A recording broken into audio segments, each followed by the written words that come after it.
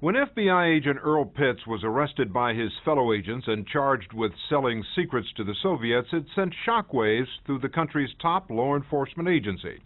It was only the second time in the FBI's 90-year history that one of its own had been exposed as a spy. It was a particularly bitter pill for the Bureau to swallow because while the FBI thought Earl Pitts was gathering intelligence on Soviet spies, he was actually selling the FBI's own intelligence to those same Russian agents. So why did Earl Pitts do it? Was it ideology, greed, sex? Well, see what you think as Earl Pitts explains how he became a spy. I was awake one morning, early one morning, about 4 in the morning, and it was just a total change. It had gone from something that I really wouldn't even consider to suddenly now it was something that really could be done. 4 o'clock in the morning, this just comes to you? Yeah, it was that sudden. Earl Pitts is now locked up here at the federal prison in Butner, North Carolina, where he is serving a 27-year sentence for espionage. To those who know him, it's an unlikely ending for a man who seemed to have all the right credentials for a successful career at the FBI. Pitts was raised on a farm in the tiny rural town of Urbana, Missouri, a town steeped in the conservative ideals of the Midwest. What kind of values did your family have? What did they instill in you? I think what people would consider the traditional values: patriotism, hard work. Pitts took those values and built an impressive resume. He was the first member of his family to graduate from college. He joined the ROTC, was a captain in the Army, earned a master's degree and a law degree. And then, in 1983, he landed a job at the FBI. Soon after that, he met and married his wife, Mary. He was very loving and very giving, and I really felt like I had a best friend. We could share everything together. Did you think that he was well suited to that work, to being an FBI agent? I thought, yeah, he's definitely suited for this because of his morals, because of his values, because of the way he was raised. When he would leave in the morning to go to work, tell me what he would say. That he was going off to save America.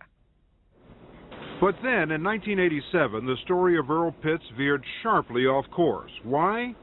If you can believe it, Pitts says because the FBI transferred him to New York City. How did you and your wife find New York City? It was expensive, dirty, and a lot of crime, a lot of people, very congested. So you didn't like it? I didn't care for it, no. What Pitts didn't care for was this: the noise, the crowds, the traffic of New York City. And what's more, Pitts says the FBI assigned him to the most challenging job in the Bureau, identifying and tracking down suspected Soviet spies. But they expected him to make ends meet on his FBI salary of $38,000 a year. I became increasingly, I guess the word would be angry, with the bureaucracy of the FBI. Why were you angry at the FBI? They were telling us this is the most important work in the Bureau. On the other hand, they were essentially saying, but we're not going to bother to support you. You didn't like the city where you lived. You weren't being paid as much as you would have liked. Weren't you going through the same thing that just about everybody goes through at the beginning of their career? Well, certainly a number of other agents were going through these same problems that I was experiencing also. I mean, I'm not trying to say that my situation was unique.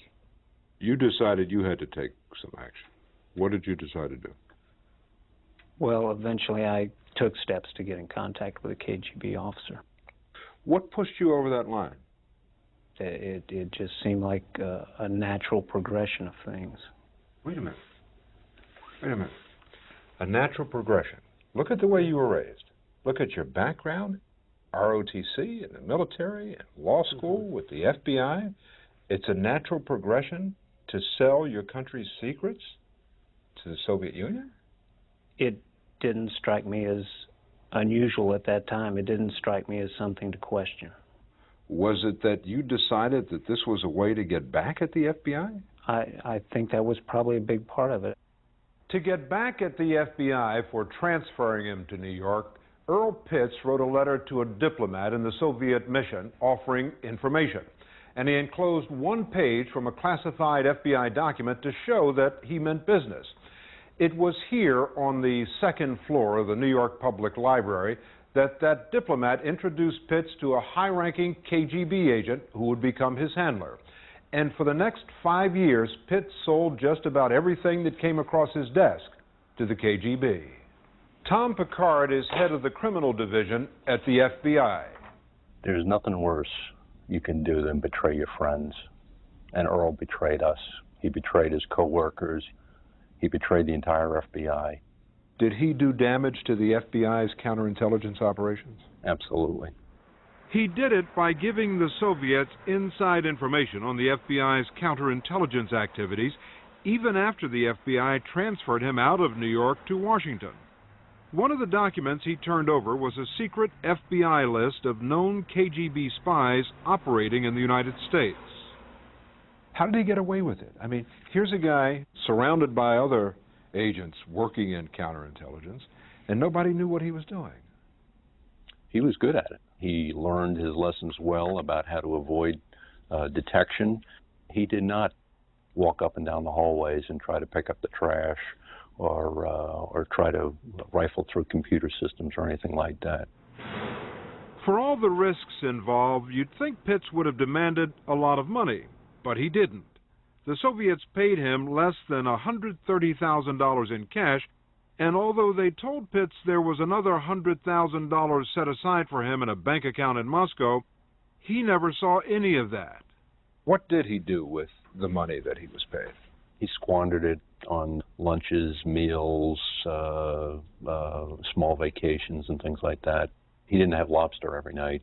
He went to the Red Lobster. It was his idea of having lobster. Then something happened that Earl Pitts didn't anticipate.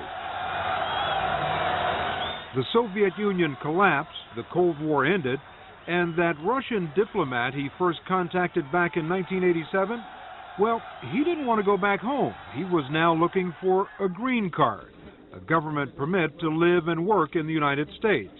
So he offered the FBI Earl Pitts.